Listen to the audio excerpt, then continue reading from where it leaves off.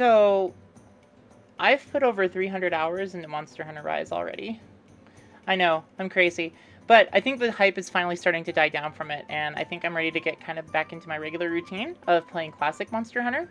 Not that I'm done with Rise, obviously, there's the DLC that's going to be coming out, and I still want to build every weapon, every piece of armor, decoration, of course the talisman grind. Plus, I'm like actually a mega super nerd, and I love testing motion values and all the end-game meta stuff, and doing all that stuff. So yeah, I've got a lot more to go. Now that I've gone through and played almost the entire history of Monster Hunter, I started realizing I love jumping around between the generations. So sometimes I'll go to 3U to try out Gunlands maybe, or go to 4 Ultimate to try a new build or something like that. I just love finding ways and things to do to experiment, and sometimes I even start new save files just to have the fun of starting over from low rank and climbing up again. And then I thought about doing that in World, and then I made a sad realization that I'll probably never go back and start a new save in World ever. Now, before you go thinking I'm a World hater, let me defend myself real quick. I actually love Monster Hunter World. It was the Monster Hunter that got me into Monster Hunter. It was the Monster Hunter that got tons of other people into Monster Hunter, and ultimately did what it needed to do in order to get people into the series. But then when I played the entire history of Monster Hunter, I realized that it's really actually an outlier, and there are some pretty big things it does wrong, and makes me cringe when I think about going back to play. Now, there's a lot of criticisms I can level against it, but the one specific one today that to me is the most egregious is the thing we're going to be talking about today. And the one specific thing that's the most egregious is that Monster Hunter World has way too much bad RNG. Right off the bat, we need to acknowledge that RNG will always, to some degree, be a part of video games. By sheer principle, it's the only way to really generate a quote-unquote random occurrence. RNG is the backbone of a lot of critical systems for a lot of games. On top of that, it can help create variety in situations a player may encounter. I see a lot of people who argue that RNG is always a bad thing, that there is no way to implement it in a good way because it always comes at the cost of player agency and potential time spent. Now, I personally don't know when player agency became the end-all be-all of what games should strive to give the player. There are amazing moments in video games where my agency has been purposely taken away from me, and I loved every second of it. Aerith's death sequence in Final Fantasy VII makes a mockery of my choices as it ignores me every time I try and stop Cloud from killing Aerith. What is this? Why is the game making me do this? Why won't it, like, just go into a cutscene or something? I don't want to do this! Asgore taking away your ability to end the fight via mercy after my entire first playthrough of doing that felt awful in a good way.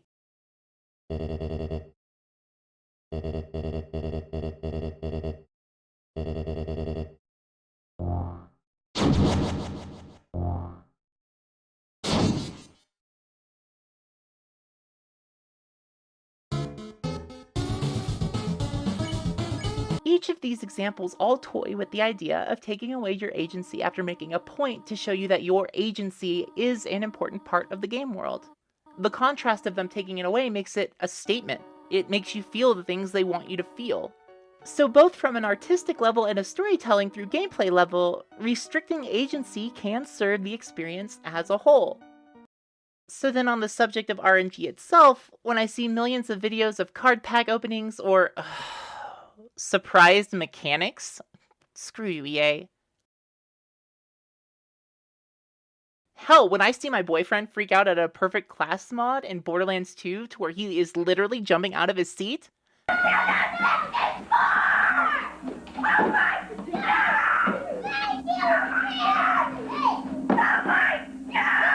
I can't help but think that there is something to this RNG thing that can be good. I mean, it would have to be, right? If games like poker and blackjack, both of which are almost purely RNG and mechanics, can be enjoyed and played competitively, then there has to be something good here. So with these two things in mind, it becomes clear that RNG isn't always bad, and instead can be bad based on the game design that you have and whether the RNG is balanced for it. And honestly, to me, this makes a lot of sense. Sometimes RNG is good, and sometimes it's bad. But then the question becomes, when is it good? And when is it bad? Especially in relation to Monster Hunter. Well, strap on your Weakness Exploit 2 charm and roll the dice on your gen drop, because today we're going to be looking at when RNG is bad in Monster Hunter. I'm the Foxy Huntress, and welcome to the Research Commission. Report number 2. What makes good and bad RNG? Spoiler warning for the Monster Hunter series, and potentially some things in Rise. I'm going to do my best to make sure I don't talk about anything in Rise that hasn't already been talked about to some degree, and if I have anything on screen from Rise, I'm going to try my best to make sure that nothing is included from any spoilers, but that's your warning that, hey, we're going to be talking about things in World, Classic Monster Hunter, and Rise, so if you're literally wanting to go in blind and you somehow still haven't played yet, now's your chance to book it. Did you know that Monster Hunter has always been heavily RNG focused at its core? Some of you are probably like, well, duh, no crap. I ask this because when I have made these statements to my friends, they often look at me very confused. They would swear to me up and down that Monster Hunter is not RNG based, outside of the charms, of course. Until I point out that all the drops you get from a monster are RNG, and then they all suddenly have a collective, oh shit moment. I think the important thing here is that Monster Hunter doesn't always feel like it has a heavy amount of RNG to it, even when it does. The entire loot pool is RNG. Each carve, the item you get as a quest rewards, and yes, of course the charms and talismans. Sometimes the feeling of it being heavily RNG focused does come through though, specifically when hunting for specific parts like plates and gems. And sometimes that can feel really punishing. And to be fair, I would level this as a criticism of Monster Hunter. And I think it could do with a system to help ease that feeling of punishment when RNG is being particularly a pain in the ass. More on that later. But, more often than not, the rare drops always feel like an exciting moment when you do get them because of this. The act of actually acquiring it has weight and substance to it. It hits your brain with the feel-goods. And even if you don't need it, you still feel good getting it, like you've been given an opportunity for something new to explore. This to me is actually subtly genius for two reasons. Having to fight the monster several times to get the rare item for its weapon or armor is a subtle way of you getting to engage and become intimately familiar with how it fights and moves. It encourages you to learn the mechanics more, get better at the game, and learn to take it down quickly, which will in turn naturally help you target the parts of the monster more accurately to break them, and perhaps give yourself a few extra chances at getting the drops you need. Being able to target monster parts to increase drop rewards gives a feeling of agency to the RNG. You aren't just earning a better drop percentage, but an entire extra roll with the same or greater chance at what the drop normally would have. This small bit of agency goes a long way into making something feel less totally random and more in your control as a player. This is the same principle that makes trading card games rewarding to play or allows for poker to have a competitive aspect to it. You have control by being able to play the probability and using that to make predictions, assumptions, or choices, and ultimately makes you feel less at the mercy of a totally random event. When you do finally get that drop though, you have a connection to the monster and the gear that you were making. Like you're actually harnessing the power of this monster you have learned to master fighting. This tightly connected tissue is the core gameplay loop of Monster Hunter. The second reason I find this genius is because when you do get a rare drop that you don't need, it may spur you on to want to use it. You could make a Mizutsune weapon with that plate that you now have, or maybe some of Mizu's armor. Mizu's set has something called Bubbly Dance and Resuscitate. That's a nifty combo. And wow, it seems pretty strong actually. Oh, and if I pair that with Bludgeoner on my green sharpness weapon, maybe I can hit some really high numbers while also getting some extra iframes on my evasions. Suddenly you feel encouraged to experiment with your gear and find new ways to optimize your own play and sets. You want to make good on the rare drop and instinctively explore how to do that. So, simply by virtue of having a piece of material that is rarer than the others, it fuels your drive as a player to always progress and grow. And in a game like Monster Hunter, where the gameplay itself just feels so good, you're always happy to spend just one more hunt in the game for whatever reason. The same can be said for charms and decorations too. Farming parts for decorations creates a connection with that decoration and how it's empowering your build. And the charms are a happy random gift that can make you totally rethink how you're going to build your sets and equipment. What I'm getting at here is that RNG is actually a core part of the game and is the thing that actually fuels the fun engine for you to want to keep playing for thousands of hours. It's a shame then that World completely sucks at that. Monster Hunter World actually made a lot of good changes, and ultimately those changes helped it reach a wider audience in the West. But I think it's also important that we look at those changes critically to see how they actually impacted the core tissue of the game as it existed before, and whether or not those changes fit and need to be fixed. I think it's also important to be mindful too that the past games aren't perfect. So if changes happened to World that were positive but didn't work because of the way the game was before, those could also be changed or fixed in order to make sure that as the series moves forward, everything improves as a whole. So, looking at Monster Hunter World's RNG then, we can actually see that they made a lot of changes. Not just with how they used it, but when they used it. Investigations, decorations, and the siege rewards, to me, are all examples of RNG being used poorly for the game design and core systems that were already there. Investigations were new randomly generated quests you could get as a reward for collecting tracks and breaking monster parts. All aspects of the quests were randomized. This includes the monster you hunt, the number of bonus rewards it would give, the chance of those rewards being a good item, and the special conditions to either make the quests more difficult or easier to complete for these rewards. On paper, this sounds awesome. It spices up the typical optional quests while you're farming for materials, helps alleviate grind time with the extra chances at the good drops, and maybe the quest is giving double zenny if you are trying to earn some money as well. And truthfully, I don't necessarily disagree with this. But it's how these investigations disrupted the flow of acquiring materials that rippled out in some painful ways to other systems that the game has always had. With investigations, it's very easy to get a surplus of items for any given monster. I distinctly remember selling tons of materials for zenny simply because I would end up with 99 scales from that monster. Gems and plates even felt like they dropped much more often and didn't feel as meaningful to get. During my time, I felt like I always just had a stockpile of plates and gems by the time I got far enough to want to use them.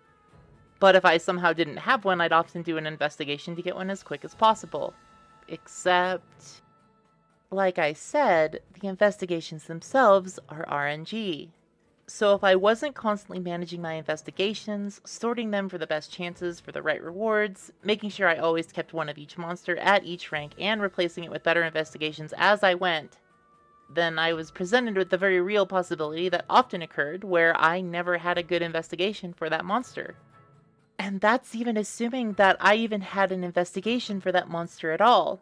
Now, we're 2 layers deep in the RNG train, and I have no sign of knowing if I'm ever going to get any way to controllably help myself get the rewards and materials that I need. The way this played out was often the same. I would start by hunting the monster that I want the item from, working to break its parts in the hopes that I get an investigation that lets me fight the same monster with better chances at rewards, or just get the rewards themselves. Then using that investigation to farm again the possibility for the item itself if I didn't already get it, and this was all just for a single item. And honestly, even describing this is giving me some slight anxiety at how much I'm having to think about just to try and optimize my chances at getting what I want. Not to mention that having to micromanage your investigation so rigorously just to make sure that all of these stars align for you to have the best chance of getting the item you want when you want it just feels bad. Like, I get that Monster Hunter to some degree will always have a focus on inventory and equipment management through its menus, but you get to feel tangible gameplay benefits from doing that. Whereas this just feels like busy work. And busy work that may never be rewarded if RNG screws you over just so you can have a chance to do the thing that you want to do. Worst off, the game knows that these investigations mess up the item economy too, because to compensate for the fact that they are giving you so many items, the amount of materials you need to upgrade your weapons is incredibly vast. Not necessarily per upgrade, but the amount of micro upgrades each tree needs to get to the end is incredibly long.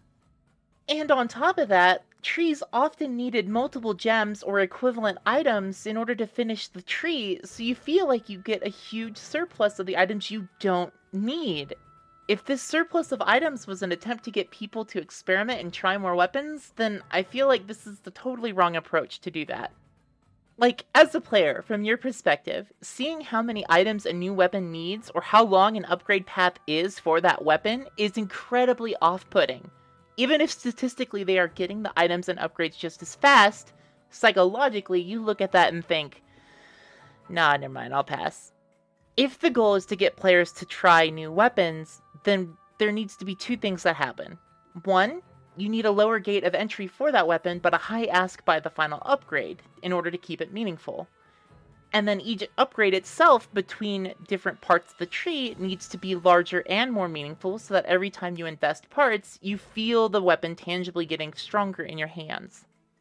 Rise, and by extension Classic Monster Hunter, does this well in that most of the starting weapons require minimal parts or really easy to get parts to advance or start a tree. And then by the end is when you need plates or gems, which you already have a good chance of having because you've already farmed that monster for other materials for other parts of the upgrade. This makes every drop more meaningful, every upgrade feel powerful, and the connection to the monster incredibly strong. Investigations in Monster Hunter World also play into the second really big problem that I feel Monster Hunter World has, and that would be its decoration system. In classic Monster Hunter, the decoration system was the side dish to the main entree that was the equipment itself, with charms being the little dessert to cap off a perfect build. Why am I using food metaphors like this? The idea was that 95% of the skills and equipment you wanted, you could make and craft with the materials all on your own. The gear and decorations often made sense with the monster parts you needed to make them with. For example, Lagombi slides on his belly and can zip around. So cute. So naturally, his gear gave evasion, and the decorations for evasion needed his parts in order to make. It fits. And since you knew usually how many you needed for the set you were trying to build, it was very easy to set a checklist of reasonable goals to work towards. It gave you a real sense of agency and purpose to how you managed your equipment, and naturally gave you the ground to explore to see what combination of skills, with different mix sets, might allow you to play at your personal best. Charms, then, were little nuggets of chocolatey goodness, again with the food metaphors, I'm so sorry, of random skill points to potentially spice up a set, take it to the next level, or spur you into something brand new. Getting a good charm felt awesome, but it was also never really something you needed in order to make a good set, since most of that was still primarily from equipment and decorations anyway. World, though, flipped this on its head, meaning the ass was in your face. Ass face. And that's a no-no. World decided to make decorations all random, meaning that one of the largest portions of your set-making potential was now hidden completely behind RNG. Charms, then, became craftable and often were kind of overpowered or incredibly lackluster, one of the two. Meaning you'd often see the same charms over and over again regardless of what set you were running. This might seem like a small thing, but it was actually huge when it came to what options you had in order to make your sets. Especially when considering that some decorations like magazine jewels, bow charge jewels, or in my case, artillery jewels were super rare. Or not even just rare, but just RNG screws you over constantly. It took me 700 hours to get my first magazine jewel, and until I did, I was stuck with those dumbass Dodogama legs for my Charge Blade and Gunlance builds so I can increase their capacity. That sucks. And content creators groaned constantly as they tried to feature their community mix sets, but either they themselves couldn't make the set because they were missing the decos, or half the people couldn't even try it because they didn't have the decos either. Something that had been a way for the community to work together and be creative became a point of pain and made the idea of sharing mix sets painful for some. And this actually really sucks, because then it hampers the ability for the community to work together and communicate, which in a game like Monster Hunter is kind of everything. This also served to, again, kind of break the connection between player and monster, as you could farm the same monster over and over and over and over, and so many Baroths dead. Shit, so many Rathians dead. Oh my god, so many Legiana dead. To try and just get the right decos. The decorations don't correlate to the monster you're hunting at all and feel totally disconnected from the rest of the game. The connective tissue that keeps Monster Hunter's gameplay loop tight and interconnected and tangible was ripped apart in favor of a typical looter-shooter RNG-based grind fest, and it just felt the worst to me. I know tons of people who enjoyed this, and if you did, I don't want to take that away from you. I'm glad you did. But for me, I want to feel like I have more agency to my power increasing and how I grow. I want to feel like I'm actually harnessing the power through my connection with the monster in order to get stronger. But Deco's? That's a crapshoot. Speaking of crapshoots, the aspect of world that embodies all the problems I've talked about has to be the Kulve Taroth siege. Kulve Taroth required several attempts to ultimately whittle her down in order to break her horns and quote-unquote finish the quest for the rewards.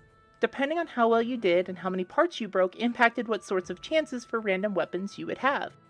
The weapons were very powerful, often the most powerful versions of a weapon type that each weapon could get, like the Ice Charge Blade. The weapons could come with built-in critical element or critical status, as well as having insane high raw and element to boot with it. To put it simply, these weapons were OP. At least some of the time. Most of them were actually pretty trash, making the ones that were good really, really good. And so those were the ones that people often spent the most time trying to farm and get for themselves. Innocent enough, right? Well, similar to how investigations are layers and layers of problems, so too is Kulve Taroth. The first problem I had was the very clear power creep trend this played into, which I'll talk about in another video. But if you are going to structure the rewards in this way, then the fact that every weapon was gated behind a massive RNG wall that required multiple attempts at the same hunt to achieve at varying time commitments based on several factors was the wrong way to do this. I can't stress enough how bad of a game design decision I felt this was. I know that this follows in the vein of many other games and their structure. I know that it was trying to give the feeling of what I would consider to be an MMO-style raid.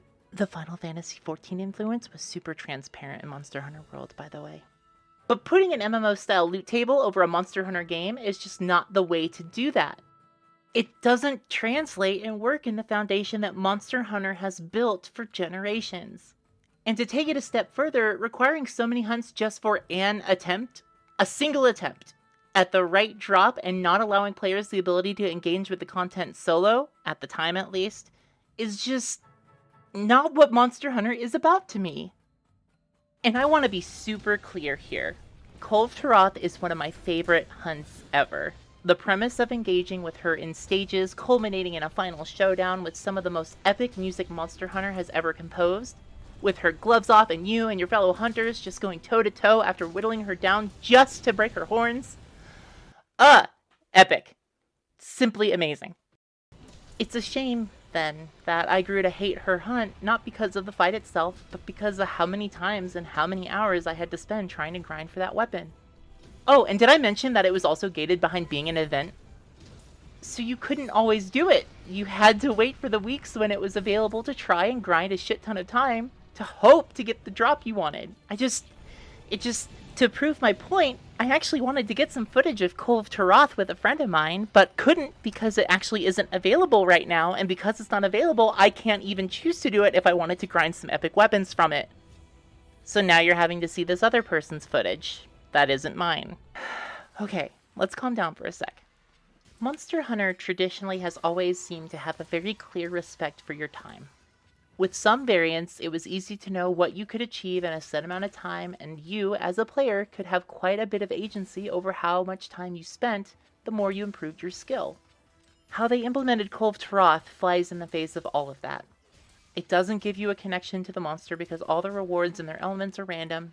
It does not respect your time because you could spend a small eternity to get what you wanted, while Joe Blow over there gets all his in 3 runs. And it makes you feel your individual effort and skill are futile because you depend on others to get remotely close to a clear time that makes it all worth it. So with that said, let's try wrapping this all together. What Monster Hunter World teaches us is that RNG is a very delicate tool in a game developer's toolkit. When used correctly, it can be the perfect incentive and continually drive the gameplay loop of the game's core systems.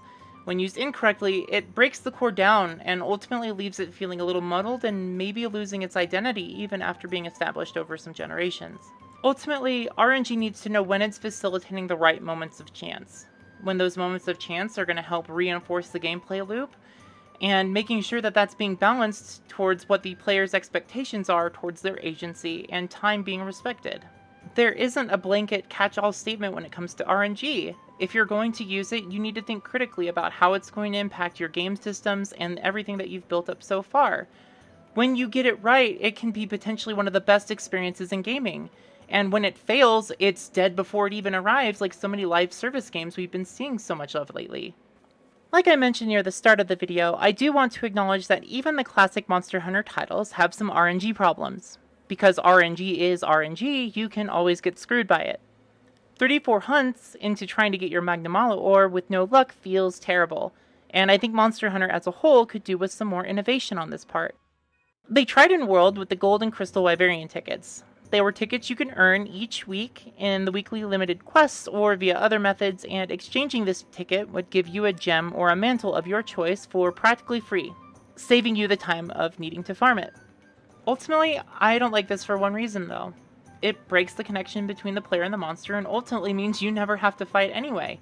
You could literally get any gem you wanted without ever having to fight that monster and never even have to worry about it. I feel like if you're going to implement a system like this, it needs to take that into account. It needs to incentivize you to actually want to fight the monster in order to learn it in some way. That way it keeps the connection between the player and the monster much stronger than this ticket system where you get whatever you want whenever you want it. Instead, I think I'd actually prefer a system where, after gathering, say, 65 scales from a specific monster, you could exchange those 65 scales as proof that you've hunted it enough times in order to get the gem from that monster as well. It keeps it in line with the monster, you having to fight it specifically in order to get its parts. Make sure that after a certain amount of time, you're always guaranteed to get the drop, regardless of how long it takes, and by the end of it, you still feel like you fought and learned and grew as a player personally. I think this is a win-win. Rise in Generations Ultimate has something kind of similar to this. Sometimes for upgrades, instead of having certain amounts of specific parts that you need, they'll actually ask for only one part and then let you fill in as many other parts as you want until you reach a point threshold from that monster. So, for example, you might get a plate that you need for the upgrade and then maybe 12 points of Rathalos points, and you could trade in a scale, a shell, and a tail in order to reach that point total. Much better than needing specifically like 6 scales, 4 shells, and 3 tails or something like that.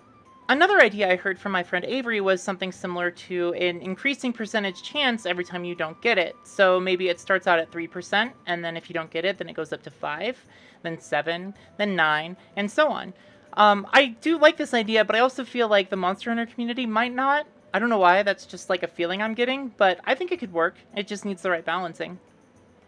But ultimately, those are just 2 ideas and a potential laundry list of good ideas that could help curve out the RNG and make sure that the game is respecting the player's time as much as possible. Which, on the note of player's time, there's one final thing I'd like to say to finish out this video. I've seen a lot of arguments in defense of world systems, and I think they're all valid points. Oftentimes they point out personal preference, which, you know, if that's the case for you, awesome. Some people find it incredibly enjoyable to spend hundreds of hours trying to get that one item or that one thing. Nowadays, a lot of times, or especially in classic MMO loot table style stuff, you would often see tons of people spending thousands upon thousands of hours for that 1 in a million drop. And as someone who played Final Fantasy XI for 7 years, where the game is basically just that all the time, I definitely can understand the appeal of that. I used to enjoy it too. Not even Final Fantasy XI, I just remember doing that for thousands of hours in many, many games back in the 2000s when I was in high school. Oh shit, I'm old. But then, something changed for me. I started having a job and projects that I wanted to work on, relationships I was building, friends I wanted to see all the time, other hobbies I got into like magic or otherwise, and suddenly my time was at an all-time premium, and I just didn't have the ability to spend hundreds, if not thousands of hours on something anymore. I had to really think about what I was doing where and what costs that would actually manifest for me. Even now, as I'm trying to build this YouTube channel, I'm realizing how much actual time and dedication it takes to make a video that you don't even necessarily realize until you get started. And yes, I know I've put 300 hours into Monster Hunter Rise. Somehow I still have the ability to do that, work on this channel, and maintain my relationship with my boyfriend. It's been a crazy year, and let me tell you, time management is huge. But the point is, because of all of that, I feel like I can't gauge how much time I'm going to spend in World if I start a new save in order to get the progress that I want. Whereas if I go and play a classic Monster Hunter game or Rise, I know that if I put 100 hours in, this is what I can feasibly achieve, and more if I actually improve my skill as a player. That to me is valuable because I value my time. For as much as I love so many aspects of World, I just can't see myself going back. Because the time commitment is just too much, And I don't feel like spending that time in that game anymore. I've talked a lot about good RNG here, bad RNG, and arguing my points on what is what. But I think when it comes to the heart of this topic for you, what you need to consider personally is one lingering question that I have. How much do you value your time? And I want to make sure you all understand, I am in no way making a value judgment when I ask that. I'm not trying to imply that you don't value your time or that you do or anything in between. All I'm simply trying to say is that when we come to this conversation about RNG, we need to be mindful of the fact that not everyone sees our time in the exact same way. Some of us value it differently than others for different reasons, and all of it is completely valid. Your time is yours, and if the way that you're choosing to spend it is 100% positive for you, then I am 100% in support of that. I just want you to be the healthiest and happiest that you as a person can be. But perhaps if the idea of spending 1,000 hours trying to get something that you may never end up actually getting, I think as a sister I would challenge you and say, is it really worth it? Because your time is valuable.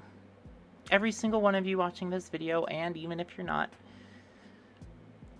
getting the absolute most out of every second that you're choosing to spend, then I'd argue maybe you should look into start reclaiming that. You are valuable, Hunter. And with that, stay safe and take care.